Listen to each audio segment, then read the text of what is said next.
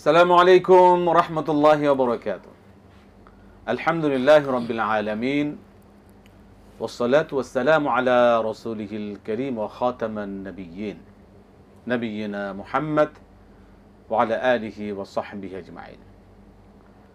সুপ্রিয় দর্শক, পৃথিবীর যে প্রান্ত থেকে আপনারা এই মুহূর্তে এটিএন বাংলার টিভি স্ক্রিনের সামনে আছেন, সকলকে স্বাগত জানাচ্ছি। এটিএন বাংলার নিয়মিত আয়োজন RFL woody door presence Islami সাওয়ালাজা powered by Islami bank Bangladesh PLC. এই আয়োজনে সরাসরি আয়োজনে প্রিয় দর্শক, আপনাদের জীবন ঘনিষ্ঠ যে কোনো ধরনের প্রশ্ন আপনারা করতে পারবেন। ইনশাআল্লাহ আমরা কোরআন সুন্নাহর আলোকে আপনাদের প্রশ্নের জবাব শুনবো আমাদের আমন্ত্রিত শায়খের কাছ থেকে। আজকে আমি আপনাদের সাথে পুরো অনুষ্ঠান জুড়ে কেম ফেরোজ আমাদের সাথে আজ স্টুডিওতে উপস্থিত আছেন শেখ প্রফেসর ডক্টর শহীদুল ইসলাম বারাকাতি হাফিজাহুল্লাহ। আসসালামু আলাইকুম ওয়া রাহমাতুল্লাহি ওয়া বারাকাতুহু। ওয়া আলাইকুম আসসালাম ওয়া রাহমাতুল্লাহ। আহলান ওয়া শেখ, মারহাবান বিকুম। আপনাকে আজকের এই সরাসরি আয়োজনে স্বাগত। আমরা ইনশাআল্লাহ আপনার কাছে আসবো এই দর্শকদের সরাসরি বিষয়গুলো জানানোর জন্য। প্রিয় দর্শক, একটা বিষয় অবশ্যই আপনারা আমাদেরকে সহযোগিতা করবেন। যারা আমাদের সাথে এই আয়োজনে আপনি যুক্ত হচ্ছেন, কথা বলার সুযোগ পাচ্ছেন, যখন কথা বলবেন অবশ্যই মনে করে আপনি আপনার টিভি সেটে টেলিভিশনের সাউন্ডটা কমিয়ে কথা বলেন, এটা অনুরোধ। প্রথমে আপনি অনুমতি দিলেন, ইনশাআল্লাহ আমরা শুরু করতে পারি, প্রশ্ন নিতে পারি ইনশাআল্লাহ। জি বিসমিল্লাহ। জি দর্শক, কে আছেন লাইনে ফোন করতে কথা বলতে চাচ্ছেন, বলুন। আসসালামু আলাইকুম। ওয়ালাইকুম আসসালাম ওয়া রাহমাতুল্লাহি ওয়া বারাকাতুহু। আমার একটি প্রশ্ন, রাতের নামাজগুলোকে বেতর করতে বলা হয়েছে। আমার প্রশ্ন হলো, রাতের নামাজ বলতে আসলে আমরা কোন নামাজগুলিকে বুঝবো? এশারের ফরজ নামাজ থেকে নাকি এশারের সুন্নত নামাজ থেকে? কোন নামাজগুলিকে আমরা বেতর করব? আসসালামু আলাইকুম। ঠিক আছে, ধন্যবাদ। আমরা আরো প্রশ্ন নেব ধারাবাহিকভাবে, থাকলে আমাদেরকে অনলাইন থেকে আমাদেরকে লাইন দিয়ে দিবেন। জি, কে আছেন পরবর্তী দর্শক বলবেন। জি, আমরা প্রশ্ন নিতে পারি।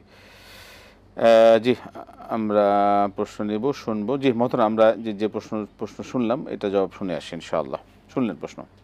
ইন্নাল হামদুলিল্লাহি কুল্লা ওয়াসসালাতু ওয়াসসালামু আলা রাসূলিল্লাহ আল্লাযী লা নাবিয়্যা বাদা ওয়া আলা আলিহি ওয়া সাহবিহি আম্মা বাদ। জি বন্ধু, আপনি প্রশ্ন করেছেন রাতের নামাজগুলিকে বেজর করতে বলা হয়েছে।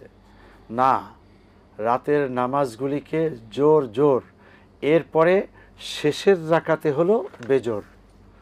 এভাবেই হাদিসে এসছে, সলাতুল লাইলে মাসনা মাসনা মাসনা ওয়া আখিরুহু ওয়িত্রান। রাতের সলাত হলো দুরাকাত, শেষ রাকাতটি হবে ওয়েতের। তাহলে আপনার প্রশ্নের আরেকটা অংশ কিন্তু এই হাদিসে চলে এসছে। আপনি জানতে চেয়েছেন যে আসলে রাতের নামাজ কি এশা নামাজ সহ নাকি এশার পরে নফল নামাজ?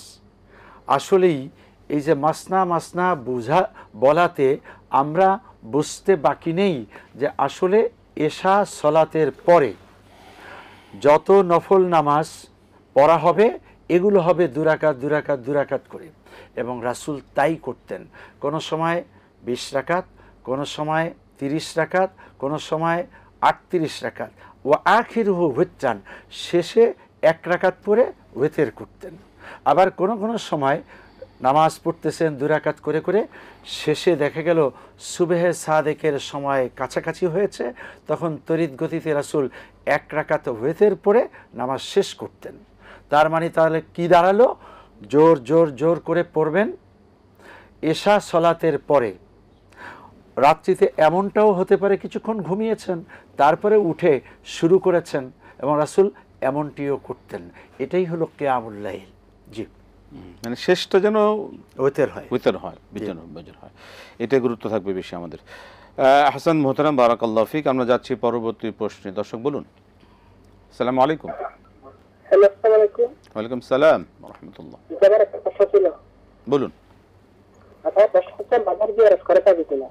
জি, মাজার জিয়ারত করে পাবে কিনা? মাজার জিয়ারত। আর একটা প্রশ্ন ছিল। বলুন।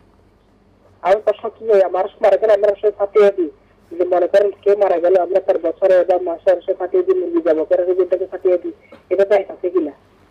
ফাতিহা দেওয়া? হ্যাঁ, ফাতিহা দেওয়া। হ্যাঁ, আচ্ছা ঠিক আছে, ফাতিহা দেওয়া যাবে কিনা। আসসালামু আলাইকুম। ওয়ালাইকুম সালাম রহমতুল্লাহ বরকাত। মোহতারাম, প্রশ্ন শুনলেন, মাজার জিয়ারত করা যাবে কি না? মাজার শব্দটি আরবি, এর অর্থই হলো জিয়ারাতের স্থান। তো জিয়ারাতের স্থানে তো জিয়ারাতই হবে, কিন্তু বাংলাদেশ সহ আমাদের এই সাবকন্টিনেন্টে যে ঘটনাটা ঘটে যাচ্ছে সেটা হলো যে বিশেষ কিছু ব্যক্তিদের কবরকে জিয়ারাতের জায়গা বানানো হয়। এটি সরাসরি শিরক। কোনো একজন ব্যক্তির কবরকে জিয়ারাতের উদ্দেশ্যে ভিজিট করা যাবে না। 2 নাম্বার হলো, আপনি কখনো কোনো কবরের পাশ দিয়ে যাচ্ছেন, সেখানে আল্লাহর কোনো বান্দা ঘুমিয়ে আছেন, অথবা এখানে একটি গোরস্থান, অনেক বান্দাবান্দি আছেন, আপনি জিয়ারাত করবেন। রাসূল কারীম সাল্লাল্লাহু আলাইহি ওয়াসাল্লাম বলছেন, কুনতু নাহাইতুকুম আন জিয়ারাতিল কবর আলা ফাজুরুহা, আমি তোমাদেরকে কবর জিয়ারাত করতে মানা করেছিলাম, এখন আবার অনুমতি দিলাম, জিয়ারাত করো। জিয়ারাত করা যাবে, কিন্তু যে সমস্ত জায়গাগুলি জিয়ারাতের জায়গা বানিয়ে সেখানে ফুল দেওয়া হয়, টাকা দেওয়া হয়, পয়সা দেওয়া হয়, গরু দেওয়া হয়, ছাগল দেওয়া হয়, এবং সেখানে ড্যাগ দিয়ে খিচুড়ি রান্না করে হই হুল্লোড় করা হয়, নামাজ পড়ে না, সেজদা দেয়, লাফালাফি কুদাকুদি করে, এমনটি সরাসরি শিরক, হারাম। জি। প্রতি বছর কারো মৃত্যু উপলক্ষে কারো জন্য আমরা ফাতিহা পাঠ করা বা ফাতিহা দেওয়া হয়, এই ফাতিহা দেওয়া কি যাবে কিনা? ফাতিহা শব্দটির অর্থ হলো কোনো একটি বস্তুকে উদ্বোধন করা। ফাতহুন মানে হলো খোলা, যেমন সূরাতুল ফাতিহা। সূরাতুল ফাতিহার মাধ্যমে কুরআনে কারীম শুরু করি, উদ্বোধন করি, এবং কোরআন তেলাওয়াতটা খোলা সর্বপ্রথম করা হয় ফাতিহার মাধ্যমে। এখন এটি কোনো একজন ব্যক্তির জন্য করার কি আছে? আর এটি কোন দিন করবেন? আপনারা 3 দিনের দিন, 40 দিনের দিন, বছরে 1 দিন, 40 অথবা মৃত্যুবার্ষিকী, এমন শব্দ কোরআনে নেই, হাদিসে নেই। রাসূল সাল্লাল্লাহু আলাইহি ওয়াসাল্লাম, সাহাবা ইকরাম, তাবিঈন, তাবে তাবিঈন, আইম্মা ইকরাম, মুজতাহিদিনে এজাম সহ আজকের পর্যন্ত পৃথিবীতে কোনো একজন ব্যক্তি দলিল সহকারে প্রমাণ করতে পারবেন না এমনটি জায়েজ আছে। যেটা করতে পারেন সেটা হলো কোরআন তেলাওয়াত করুন, সূরাতুল ফাতিহা পড়ুন, সূরা ইখলাস পড়ুন, ভালো ভালো কিছু দোয়া করে আল্লাহর কাছে দোয়া করুন, রব্বুল আলামিন আমার বাবাকে তুমি এর বরকতে জান্নাত দিয়ে দাও, মাকে জান্নাত দিয়ে দাও, এই দোয়া করতে পারবেন। নেক আমল করে তার জন্য, সেইভাবে তার জন্য দোয়া করা। জি প্রিয় দর্শক, আমরা সেটাই করব যেটা কোরআন হাদিসে আছে, যেভাবে আছে মোহতারাম বললেন। ইনশাআল্লাহ আল্লাহ পাক আমাদের কবুল করুন। আমাদের সময় হলো একটি বিরতি নেবার। প্রিয় দর্শক, আমরা যাচ্ছি বিরতিতে, ফিরবো ইনশাআল্লাহ আবার বিরতির পর আপনাদের সাথে সরাসরি আয়োজনে।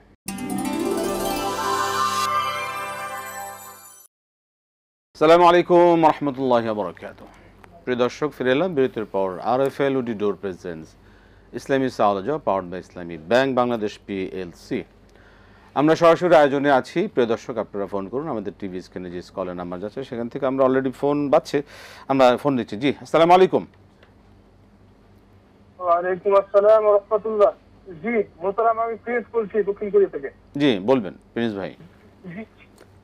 জি আমার দুটি প্রশ্ন আছে। প্রথম প্রশ্নটি হচ্ছে যে আমরা অনেক আলেম ওলামাগণ বলছেন যে ঈদে মিলাদুন নবী পালন করা বিদআত, কিন্তু আমাদের রাষ্ট্রীয়ভাবে ঈদে মিলাদুন নবীর দিনে ছুটি ঘোষণা করা হয়েছে, তাহলে কি আমরা রাষ্ট্রীয়ভাবে ঈদে মিলাদুন নবীকে বা বিদআতকে প্রমোট করছি কিনা? আর একটি প্রশ্ন হচ্ছে যে অতি সম্প্রতি আমাদের দেশে একটি ঘটনা, যেটা মধ্যযুগীয় বর্বরতা কিংবা আরবীয় যে জাহিলিয়াত তাকেও হারিয়ে গেছে। এখন এইরকম সিচুয়েশনে যারা ওই মৃত ব্যক্তির বিচারের দায়িত্ব নিজের কাঁধে নিয়ে নিয়েছে, তাদের ব্যাপারে ইসলামের বক্তব্য কি? আমরা হাদিস থেকে জানতে পেরেছি যে রাসূলুল্লাহ সাল্লাল্লাহু আলাইহি ওয়াসাল্লাম মৃত ব্যক্তিদের, ইহুদি মারা গেলেও তার মৃত ব্যক্তি দেখার পরেও তিনি বসা অবস্থা থেকে উঠে দাঁড়িয়ে গিয়েছিলেন।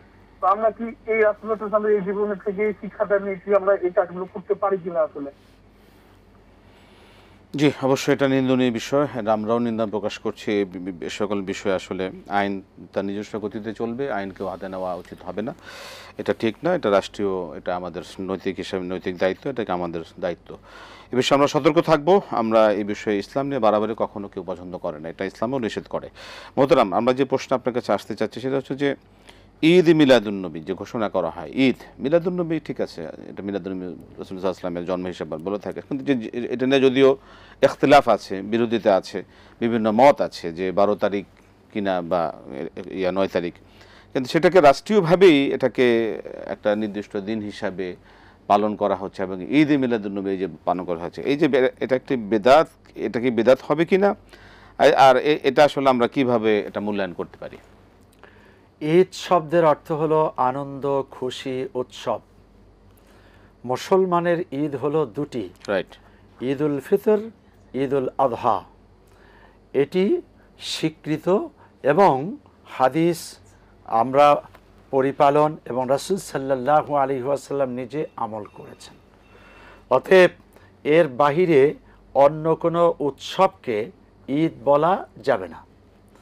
উৎসব বলা যেতে পারে, সেখানে একটা আনন্দ থাকতে পারে, সেটা খুশি থাকতে পারে। এবার হলো মিলাদুন নবী। মিলাদ হলো জন্ম, নবী মানে নবীর, নবীর জন্মের ঈদ। এটাই হলো রাষ্ট্রীয়ভাবে যেটা বলছেন, আমরা ওই জায়গায় পরে আসি। এটা আগে আপনি পরিষ্কার হন এবং বিশ্ববাসী আমরা সকলেই বোঝার চেষ্টা করি যে রাসূল কারীম সাল্লাল্লাহু আলাইহি ওয়াসাল্লাম জন্মগ্রহণ করেছেন, এটা নিঃসন্দেহে একটা খুশির খবর। রহমাতুল্লিল আলামিন সৈয়দুল মুরসালিন মুহাম্মদুর রাসূলুল্লাহ সাল্লাল্লাহু আলাইহি ওয়াসাল্লামের আগমনটা খুশির। আবার তিনি প্রত্যাগমন করেছেন, এটা দুঃখের। আসলে ওই দুঃখ আর আনন্দ এ দুটি মিলে যদি জন্মদিন আর মৃত্যুদিন পালন করার দিকে চলে যায়, তাহলে সেটা হবে বেদাত। রাসূল কারীম সাল্লাল্লাহু আলাইহি ওয়াসাল্লাম জন্মদিন পালন করেননি, মৃত্যুদিন পালন করেননি। হ্যাঁ, জন্মের দিনে তিনি ভিন্ন একটি আমল করে উদযাপন করেছেন। রাসূলকে জিজ্ঞেস করা হলো যে আপনি সোমবারে রোজা রাখেন কেন? তিনি জবাবে বললেন, উলিদতু ফি হাদাল ইয়াউম আও বুইসা ফি হাদাল ইয়াউম, আমি এই দিবসে জন্মগ্রহণ করেছি অথবা এই দিবসে পৃথিবীতে আমাকে পাঠানো হয়েছে। এই যে আমি এই দিবসে এসেছি পৃথিবীতে, এ কারণে আমি রোজা রেখে আল্লাহর শুকরিয়া আদায় করছি। ঠিক সে কাজটি আমরাও করতে পারি, কোনো অসুবিধা নেই। কিন্তু বাদবাকি ঈদে মিলাদুন নবী নাম দিয়ে যা হচ্ছে বাংলাদেশে এবং আমাদের এই আশেপাশের দেশগুলিতে, জশ্নে জুলুস, সাইয়্যিদুল আয়াত শরীফ এবং বিভিন্ন তরুণ রাস্তাঘাটে বাস ট্রাকে নাচানাচি, বলুন রাসূল কারীম সাল্লাল্লাহু আলাইহি ওয়াসাল্লাম এমনটা করেছেন? সাহাবায়ে কেরাম এমনটা করেছেন? তাবিঈনগণ করেছেন? কুরআনে হাদিসে এর কোনো ন্যূনতম অবস্থা আছে? যদি না থাকে তাহলে যারা করছেন নিঃসন্দেহে রাসূল করেননি যা আপনারা তা করতেছেন, আপনি রাসূল বিরোধী। বেদাত হচ্ছে, শিরক হচ্ছে, এমনটি আমরা করব না। এইবার হলো রাষ্ট্র করছে, কেন করছে এটা রাষ্ট্রকে আপনি প্রশ্ন করবেন। আমরা শরীয়তের কথা এখান থেকে বলছি, শরীয়তি মেসেজটা দিয়ে দিলাম। সিরাতুন নবী সাল্লাল্লাহু আলাইহি ওয়াসাল্লাম করতে কোনো অসুবিধা নেই। রাসূলের চরিত্র, রাসূলের আখলাক, রাসূল জীবনে যে মতাদর্শ নিয়ে এসেছেন, রেখে গেছেন, কোরআন ও সহিহ সুন্নাহ এর উপরে আলোচনা হবে, আমল হবে, যত ইচ্ছে তত হবে। এটা বরং জানাই দরকার, সঠিক জায়গায় থাকি, বেদাতের মধ্যে না যাই। চমৎকার। একটা প্রশ্ন নেব আমরা। জি, দর্শক বলবেন। জি, আসসালামু আলাইকুম। ওয়ালাইকুম আসসালাম ওয়া রাহমাতুল্লাহ। হুজুর, এই আমার স্বামী আমাকে ভুল বশত মানে 2 তালাক দিয়ে দিয়েছে, বুঝছেন? ভুলে আবার তালাক দিয়ে কেমনে? না মানে তালাক দিয়ে ফেলছে। এখন এগুলা কি কোনো মতে ফিরানো যাবে? এগুলো অনেক আগের কথা, ধরেন না বছর 2 বছর হবে। 2 বছর আগে? জি, 2-3 বছর হবে। এখন এটা কি কোনো মতে ফিরানো যাবে? এখন কি অবস্থা? আপনারা কি একসাথে আছেন? জি, আমরা তো তখন থেকে একসাথে আছি। এখন ওইটা কোনো অসুবিধা হবে? আর ওইটা কোনো ফিরানো যাবে কোনোভাবেই? তো 2 বছর পরে আপনার মনে হলো কেন এটা হঠাৎ? না না, মনে হলো কেন আমি আপনাদের এখানে অনেকবার কল করার চেষ্টা করছি, কোনো মতেই কল মানে যাচ্ছে না। আপনার চ্যানেলটা তো আমি দেখতেছি সব সময়। এই জন্য আমরা দুঃখিত। আসলে আমাদের এই লাইনগুলো খুবই ব্যস্ত থাকে, খুবই বিজি থাকে, যে দুঃখিত আমরা আসলে সকলকে সুযোগ দিতে পারি না। তখন থেকে আমি কল দেওয়ার চেষ্টা করতেছি, কল দিতে পারতেছি না। এখন আপনি আমরা শুনবো আপনার বিষয়ে। কোনোভাবে যেটা ফিরানো যাবে হুজুর। আপনাকে অনেক ধন্যবাদ বোন। আপনি যে 2 বছর পরে আজকে লাইন পেলেন, একটা অত্যন্ত গুরুত্বপূর্ণ একটা বিষয় আপনি জানবার জন্য চেষ্টা করেছেন। আল্লাহ আপনাকে, আমি অনেক টেনশনে আছি এই জিনিসটা নিয়ে। আল্লাহ আপনাকে, কিন্তু আমরা স্বামী স্ত্রী মানে ভালোই আছে আলহামদুলিল্লাহ আপনাদের দোয়াতে, কিন্তু এই সমস্যাটা মানে একটু স্বাভাবিক। অবশ্যই এই বিষয়ে একটা পরিষ্কার ধারণা আপনার দরকার। আপনাকে অসংখ্য ধন্যবাদ। আল্লাহ আপনাকে উত্তম জাযাখায়ের দান করে যে আপনি 2 বছর অপেক্ষা করে আপনি যা লাইন পেয়ে বিষয়টা জিজ্ঞাসা করলেন। আমরা চেষ্টা করবো ইনশাআল্লাহ সময়টা আরও কীভাবে বাড়ানো যায়। দর্শকের এই যে আক্ষেপ, যে আকুলতা, এটা সত্যি আমাদেরকে অনুপ্রাণিত করে। এটিএন বাংলার মাধ্যমে যে আপনারা উপকৃত হচ্ছেন, 2 বছর পরে আপনি লাইন পেলেন, এটা আসলে একটা অত্যন্ত গুরুত্বপূর্ণ ঘটনা। আল্লাহ পাক আপনাকে এই সবরের উত্তম বিনিময় দান করুন। আমরা ইনশাআল্লাহ শুনবো আপনার বিষয়। ধন্যবাদ আপনাকে।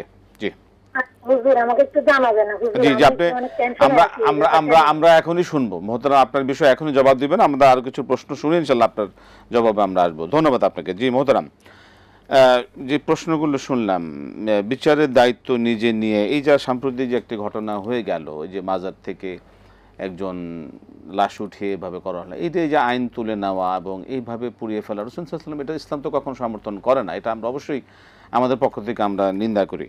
এই বিষয়ে আসলে আমাদের কি ধারণা হওয়া উচিত? ইসলাম শরীয়ত আল্লাহকে আমাদের কি ব্যাখ্যা হতে পারে? শরীয়তের ব্যাখ্যা হলো যে আল্লাহ রাব্বুল আলামিন আমাদেরকে একেবারেই পরিষ্কার কতগুলো দিয়ে দিয়েছেন, কুরআন, সুন্নাহ, ইজমা, কিয়াস। কোরআনে যে বিষয়টি আছে সে বিষয়টি আমরা কোরআন দ্বারা মানব, যে বিষয়টি কোরআনে পাচ্ছি না হাদিসে আছে, হাদিস দ্বারা মানব। এরপরে সুন্নাহ, ইজমা, কিয়াস আছে। এখন আইন নিজে হাতে তুলে নেওয়া এটা রাষ্ট্রে যেমন ঠিক নয়, শরীয়তে মোটেও ঠিক না। যেমন শরীয়তে কিভাবে ঠিক না, আপনার জোহরের নামাজ ফরজ হলো 4 রাকাত, কেউ যদি ইচ্ছে করে যে নামাজেই তো পড়তেছি 5 রাকাত পড়ি অথবা 5.5 রাকাত পড়ি, এরকমটা কি করা জায়েজ আছে? অথবা সেজদা হলো 2টা, দিবেন 1টা না, এমনটি যেমন জায়েজ নেই, ঠিক ওখানেও যে কাজটি হয়েছে এটা নিজের হাতে কিছু মানুষেরা আইন তুলে নিয়েছে, শরীয়ত এটা অ্যালাউ করে না, সীমা লঙ্ঘন করে। আর হ্যাঁ অ্যালাউ করে না, রাষ্ট্র এটাকে অ্যালাউ করে না। এটা একটা ফিতনা করা হয়েছে, আল ফিতনাতু আসাদ্দু মিনাল কতল, এবং এটা একটা নির্মমতা, এটা একটা বর্বরতা, যেটা আইয়ামে জাহেলিয়াতের যুগেও হয়নি, বর্তমান পৃথিবীর সভ্য যুগে এটা আমরা কামনা করি না। যারা করছে তাদেরকে ধিক্কার জানাই, নিন্দা জানাই, তারা অসভ্য, বর্বর। জি, আসলে ইসলামের যে একটা সুনির্দিষ্ট ব্যাখ্যা রয়েছে সেটার মধ্যে আমরা থাকার চেষ্টা করব। এটা নিয়ে বাড়াবাড়ি করা আসলে আমাদের কারো উচিত না। মোহতারাম, আমরা আরো শুনবো যদি সুযোগ পাই ইনশাআল্লাহ এই বিষয়ে। আমাদের সময় হলো একটি বিরতি নেবার। প্রিয় দর্শক, আপনারা দেখছেন আরএফএল অডিওর প্রেসিডেন্ট ইসলামী সাওয়াল জবাব powered by Islami bank Bangladesh PLC. আমরা যাচ্ছি একটা ছোট্ট বিরতিতে, ফিরছি বিরতির পর আবার ইনশাআল্লাহ আপনাদের সাথে সরাসরি আয়োজনে।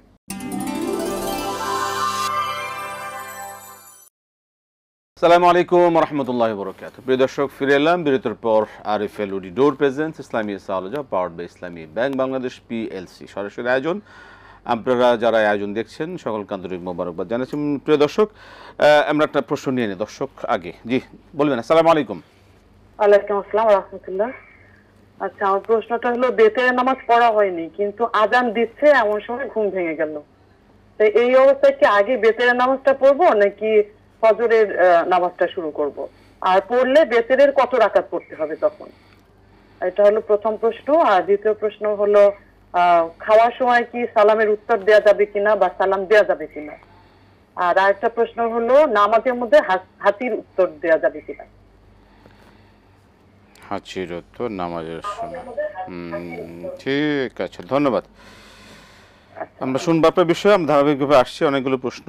যে প্রিয় দর্শক, আপনারা দেখছেন আরএফএল অডিওর প্রেজেন্ট ইসলামী সাওয়াল জবাব powered by Islami bank Bangladesh PLC. মোহতারাম, যে আসলে একটু খুব গুরুত্বপূর্ণ বিষয়, আপনি এটাকে কিভাবে মূল্যায়ন করবেন যে 2 বছর পর একজন দর্শক আমাদের এখান থেকে সুযোগ পেলেন, লাইনে পানি না তিনি, এই বিষয়টা আসলে আমাদেরকে নতুন করে আমাদের ভাবতে হবে যে আমরা যারা বিশেষ করে আমাদের দায়িত্বশীল যারা আছেন এটিএন বাংলার, যে একটি উত্তরের জন্য 2 বছর অপেক্ষা করা এটা আসলে খুব স্বাভাবিক ব্যাপার না, খুবই অস্বাভাবিক ব্যাপার এবং খুবই গুরুত্বপূর্ণ বিষয়। এই বিষয়টা অবশ্যই বিবেচনা করে কী বিকল্প নেওয়া যায়, দর্শকদেরকে আরও কীভাবে সহযোগিতা করা যায় আর সাপোর্ট করা যায়। একটা অনুষ্ঠান জন্য মানুষ এভাবে আক্ষেপ করে বসে থাকে 2 বছর অপেক্ষা, এটা কি স্বাভাবিকভাবে না, এটা অবশ্যই আমাদেরকে মূল্যায়ন করা উচিত এবং এই বিষয়ে অবশ্যই আমাদের কর্তৃপক্ষ ভেবে দেখবেন যে আগামীতে এর বিকল্প আরও কী কী করা যায়, মানুষদেরকে আরও কীভাবে সেবা দেওয়া যায়, ইসলামের সঠিক বার্তাগুলো তাদের কাছে পৌঁছে দেওয়া যায়। মোহতারাম, আমরা আবারও আপনার শরণাপন্ন হচ্ছি, যেটা হচ্ছে যে ভুলে যে কথাটা এতক্ষণ বলছিলাম, ভুলে স্বামী তাকে 2 তালাক বলে ফেলেছেন, সেটা বছর থেকে আরও 2 বছর আগে, আরও 2 বছর আগে সেটা তিনি চেষ্টা করেছেন আমাদের কাছে আসার জন্য, পৌঁছানোর জন্য বা বলার জন্য, সুযোগ পাননি।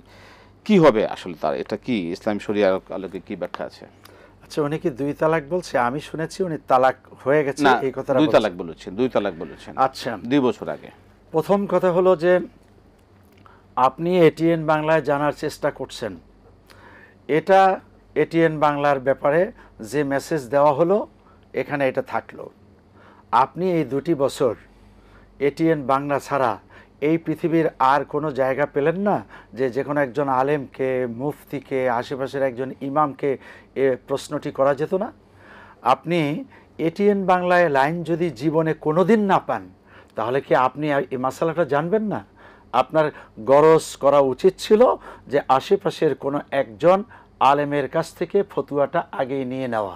এ কাজটি আপনি করেননি। 2 নাম্বার হলো যে আপনি ওই যে তালাক দিল, এরপরে এখন আমাদের কাছে এতদিন পরে যে কথাটি বললেন আমরা ভালোই আছি, আপনি কি করে ভালো থাকলেন? তালাক হয়ে যাওয়ার পরে স্বামী স্ত্রী আবার একসাথে থাকেন, আবার সেখানে বলেন যে ভালোই আছি। যদি এমন হয়ে থাকে যে এই তালাকটি পরিপূর্ণ একটি তালাক, তালাকে মোগাল্লা যাও, যদিও 2 তালাক নিয়ে কোথায় আসতেছি, 2 তালাকে তালাক বায়েন হয় যদি ইদ্যত পুরা হয়ে যায়। ইদ্যতের আগেই যদি 2 তালাকে একজন আরেকজনকে আহ্বান জানান, তাহলে পরে আপনাদের আর কোনো সমস্যা নেই।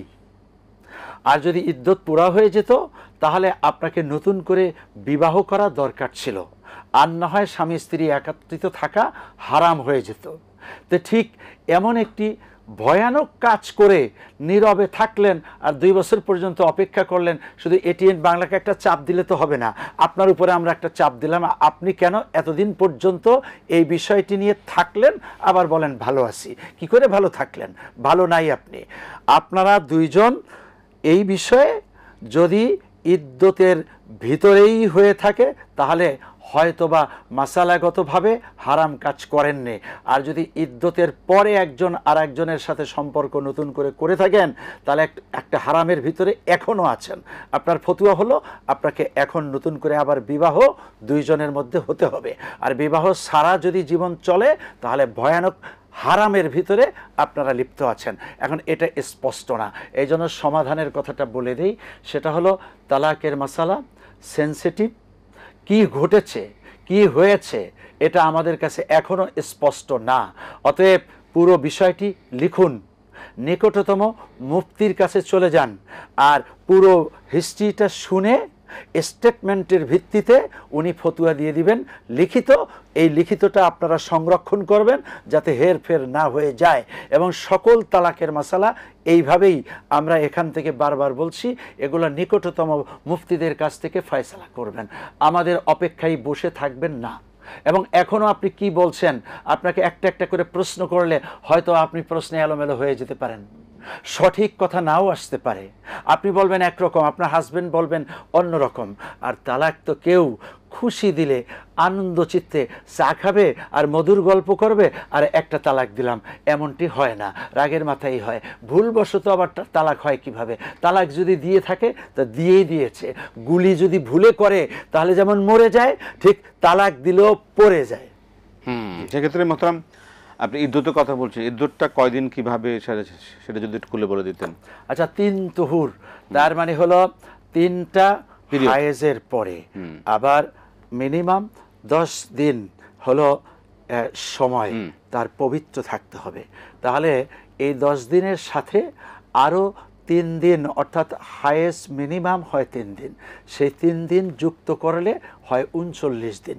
টোটাল 39 দিন হলো ইদ্যত।